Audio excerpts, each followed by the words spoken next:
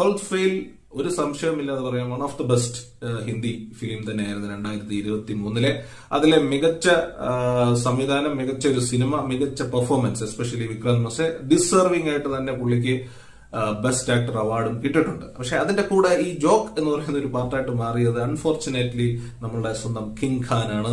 ഷാറൂഖ് ഖാൻ 30 വർഷത്തിന് ശേഷം ഇത്രയും നാൾ അവാർഡ് കിട്ടാതിരുന്നിട്ട് ആ മനുഷ്യന് ഇപ്പോൾ ഒരു അവാർഡ് കിട്ടിയിരിക്കുകയാണ്. ഈ പുരസ്കരിച്ച് ദണ്ഡിക്കുക എന്നൊക്കെ പറയുന്ന പോലെ പുരസ്കരിച്ച് കളിയാക്കി മാറ്റിച്ചു വിടുന്ന ഒരു ഏർപ്പാടായിട്ട് മാത്രമേ നമുക്കത് കാണുന്നുള്ളൂ. എനിക്കറിയത്തില്ല ഇതിനെ SRK ഫാൻസ് ഒക്കെ എങ്ങനെയാണ് ഇത് എടുക്കുന്നതെന്നുള്ളത്. പക്ഷെ ഈ രീതിയിൽ ഒരു അവാർഡ് കൊടുക്കേണ്ടിയിരുന്നില്ല. ഇപ്പം ഹോളിവുഡിലൊക്കെ ലിയനാർഡോ ഡികാപ്രിയോ ഒക്കെ എത്രയോ മികച്ച സിനിമകൾ ചെയ്തിട്ടും ഒരു ഓസ്കാർ അവാർഡ് മിസ്സായി പോയിട്ട് ഏറ്റവും അവസാനം അദ്ദേഹം ഒരു അവാർഡ് നേടിയെടുത്തു. പക്ഷെ ആ ഒരു ചിത്രത്തിലെ അഭിനയമോ അല്ലെങ്കിൽ ആ ഒരു ചിത്രത്തെ പറ്റിയിട്ടോ എനിക്ക് തോന്നുന്നില്ല ഒരുപാട് പേരൊന്നും നെഗറ്റീവായിട്ടുള്ള ഒരു അഭിപ്രായം പറഞ്ഞിട്ടുണ്ട്. ഈവൻ അതിനേക്കാൾ മികച്ച പെർഫോമൻസസ് അദ്ദേഹം മുന്നിൽ നടത്തിയിട്ടുണ്ടെങ്കിൽ പോലും